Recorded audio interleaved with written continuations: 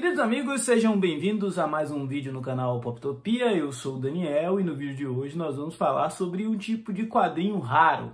O quadrinho que, após a primeira leitura, ele já vira um clássico na sua coleção, ele já vira um épico absoluto, e eu estou falando de Eu, Dragão.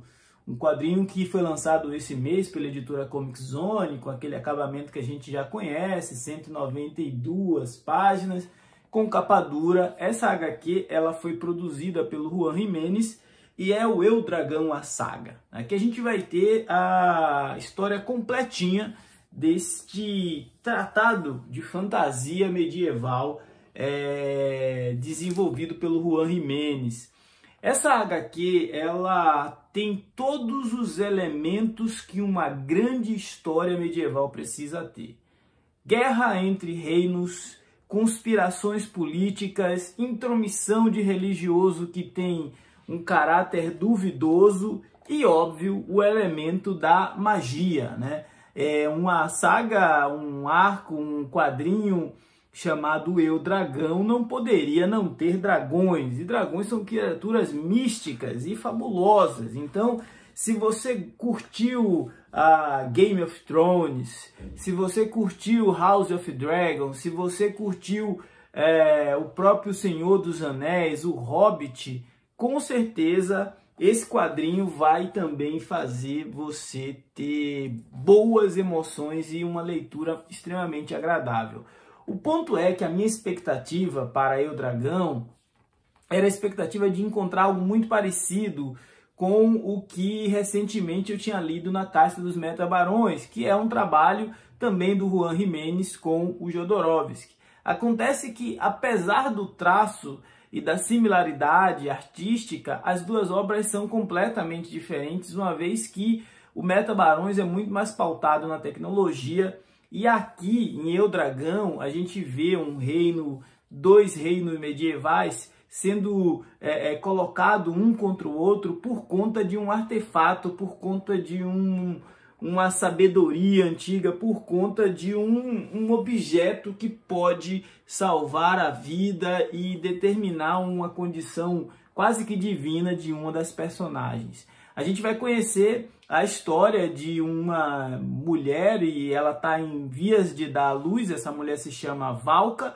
e ela pertence a uma trupe de circense, de pessoas malabaristas e que trabalham como entretenimento em eventos da realeza. A chegada dela acontece justamente na noite de um jantar especial, e é nessa noite de jantar especial que o reino onde Valka está é atacado pelo reino rival e a trama se desenrola. O filho de Valka nasce no meio dessa confusão toda e lembra muito o Conan nascido no campo de batalha, porque é a partir da perspectiva desse bebê que a história vai ser contada, a relação, a evolução, a transformação da mãe dele em uma criatura super poderosa. Então a gente tem aqui um quadrinho que ele é ao mesmo tempo totalmente pautado naquilo que tem de mais clássico na narrativa gráfica de quadrinhos medievais, batalhas de arqueiros, soldados com armadura, confrontos diretos entre cavaleiros. A gente tem algumas coisas inventivas, algumas coisas inovadoras que fazem essa HQ ser marcante e vibrante a cada página. Uma das características desse quadrinho que mais me chamou a atenção foi que a gente tem as personagens femininas como protagonista da trama. Tanto do lado de Valka, da sua rainha Sílvia e da sua mãe, quanto do lado dos invasores. A gente vê a história acontecendo muito sob a perspectiva de quem está dentro do castelo, mas a história ela está se movimentando também a partir de quem está vindo de fora. A antagonista tem toda uma situação, tem toda uma jornada que é mostrada em flashbacks, que é mostrada no passado do que ocorreu e do que aconteceu naquele castelo. E aí você percebe como o Juan Jiménez foi sobrepondo algumas tramas para dar uma amarração mais complexa à sua história. Esse quadrinho, as primeiras 20, 30 páginas, ele é de muita informação e me gerou uma certa estranheza. A gente que é leitor de comics e que talvez está mais familiarizado com uma leitura um pouco mais convencional, quando pega um quadrinho europeu com uma narrativa enviesada, com uma arte que parece que está pintada, e outra hora parece que é um retrato, outra hora tem um traço extremamente rebuscado, a gente tem esse período de adaptação. E respeitado esse período de adaptação, a história andou muito bem sozinha e evoluiu para isso que eu estou chamando de uma das 3 melhores leituras. Eu estou classificando como uma das 3 melhores leituras que eu fiz esse ano.